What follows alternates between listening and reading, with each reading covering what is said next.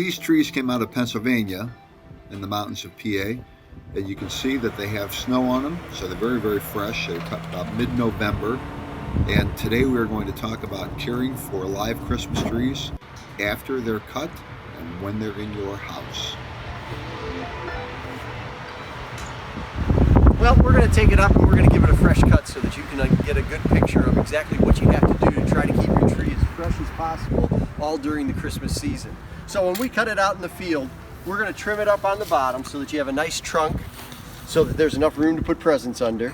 So we'll have that nice and clean for you. And then we're going to drag it up a little bit more. We're going to give it a fresh cut and then stick it in the stand. One of the things that you want to remember with a fresh cut tree is that it's going to take a lot of water early on.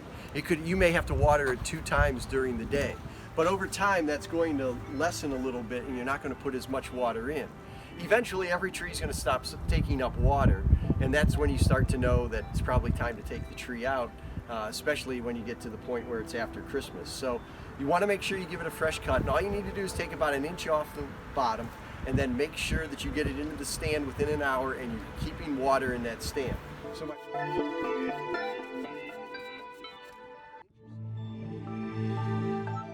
And if you don't get it in water within an hour, then that bottom's going to start to sap over and it's not going to be able to take water up into the tree.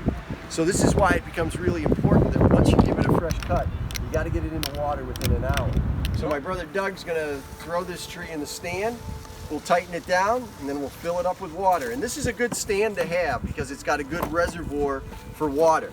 And it's really easy to use.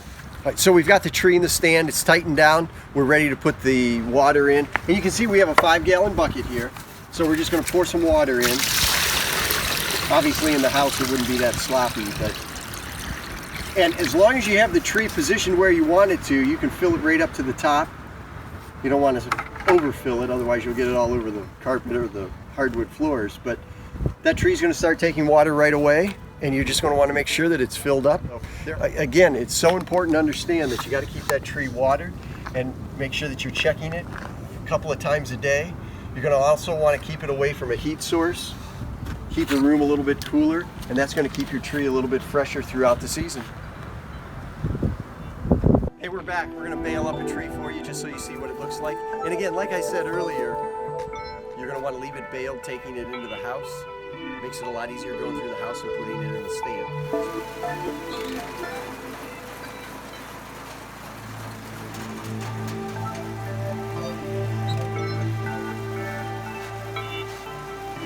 Now it's all set and ready to be loaded on the truck.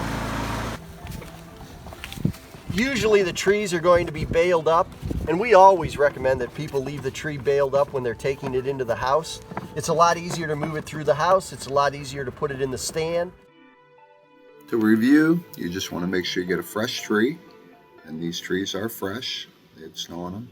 Put a fresh cut on, take 1 inch off, then put it in the stand and make sure you keep it watered. The way we remember to water is to mark a calendar. Once a day you water the tree. Finally, just use regular water and you'll be all set.